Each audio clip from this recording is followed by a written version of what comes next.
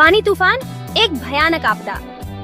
अप्रैल 2019 में एक भयानक चक्रवात ने भारत के पूर्वी तट पर दस्तक दी। इसका नाम था फानी।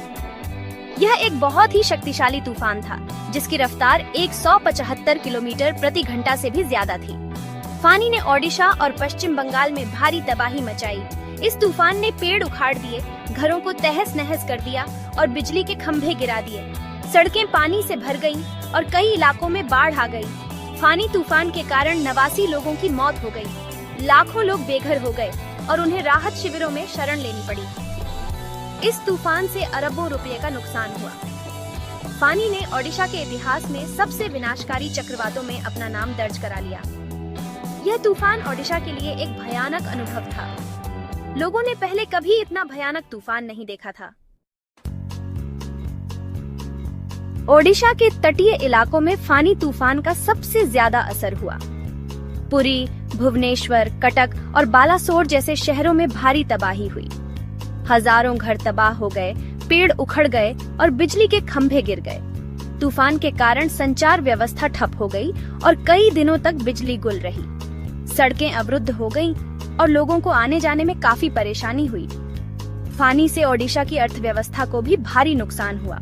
कृषि, पर्यटन और उद्योगों को भारी क्षति हुई। ओडिशा में फानी से पहले भी कई चक्रवात आ चुके हैं। 1999 में आए सुपर साइक्लोन ने तो हजारों लोगों की जान ले ली थी। ओडिशा सरकार ने फानी से पहले बड़े पैमाने पर लोगों को सुरक्षित स्थानों पर पहुंचाया था।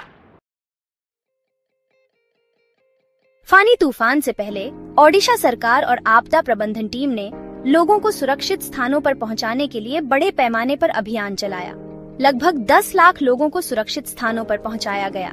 राहत शिविरों में लोगों के लिए भोजन, पानी और दवाइयों की व्यवस्था की गई। तूफान के बाद सेना, नौसेना और वायुसेना ने राहत और बचाव कार्य में मदद की। बिजली आपूर्ति बहाल करने और सड़कों को साफ करने का काम युद्ध स्तर पर शुरू हुआ।